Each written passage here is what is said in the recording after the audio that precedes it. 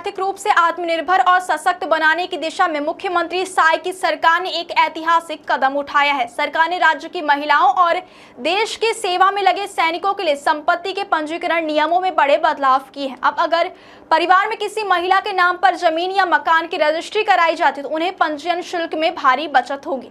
आइए जानते हैं कि इस फैसले से आपकी जेब पर कितना असर पड़ेगा और महिलाओं को इसका क्या लाभ मिलेगा।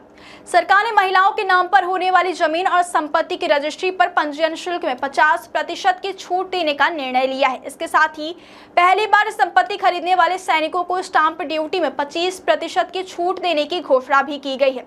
मंत्रिपरिषद की मंजूरी के बाद इस संबंध में अधिसूचना जारी कर दी गई है। अब तक महिलाओं के नाम पर संपत्ति रजिस्ट्री कराने पर 4% पंजीयन शुल्क देना पड़ता था, लेकिन नई व्यवस्था लागू होने के बाद यह शुल्क घटकर सिर्फ 2% रह जाएगा, यानी महिलाओं को सीधा 50% का फायदा मिलेगा। सरकार का कहना है कि इस फैसले का मुख्य उद्देश्य महिलाओं को आर्थिक रूप से मजबूत बनाना और संपत्ति में उनकी भागीदारी बढ़ाना है। सरकार का मानना है कि जब महिलाओं के नाम पर संपत्ति होगी तो परिवार और समाज में उनकी स्थिति और अधिक मजबूत होगी। इससे महिलाओं की आर्थिक सुरक्षा बढ़ेगी और उन्हें भविष्य में आत्मनिर्भर बनने में मदद मिलेगी। खास बात यह है कि पिछले वित्तीय वर्ष 2024-25 में महिलाओं के नाम पर 82,755 से ज्यादा संपत्ति रजिस्ट्रेशन कराए गए थे। अब इस नई छूट के बाद यह संख्या और तेजी से बढ़ने की संभावना जताई जा रही है। सरकार को उम्मीद है कि इस फैसले से राज्य में महिलाओं के नाम पर संपत्ति खरीदने का चलन बढ़ेगा। ग्रामीण और शहरी दोनों क्षेत्रों में परिवार अब महिलाओं के नाम पर जमीन और मकान खरीदने के लिए आगे आ सकते हैं। इससे महिलाओं की सामाजिक सुरक्षा भी मजबूत होगी और परिवारों में उनकी निर्णय लेने की क्षमता भी बढ़ेगी। हालांकि इस फैसले से सरकार को करीब 200 करोड़ रुपए के राजस्व नुकसान का अनुमान है, लेकिन सरकार इसे सामाजिक बदलाव की दिशा में बड़ा निवेश मान रही है।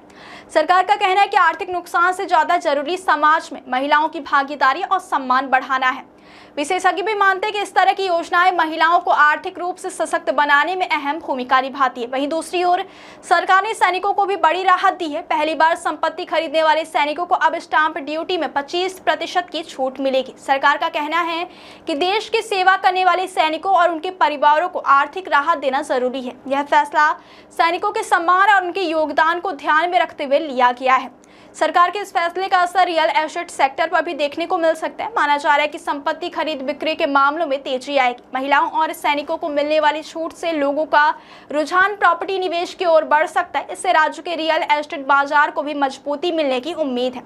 कुल मिलाकर देखा जाए तो छत्तीसगढ़ सरकार के यह फैसला सामाजिक और आर्थिक दोनों स्तर पर बड़ा बदलाव ला सकता है। महिलाओं को संपत्ति में अधिक अधिकार देकर सरकार उन्हें आत्मनिर्भर बनाने की दिशा में आगे बढ़ रही है। वहीं सैनिकों को राहत देकर उनके सम्मान को भी मजबूत किया गया।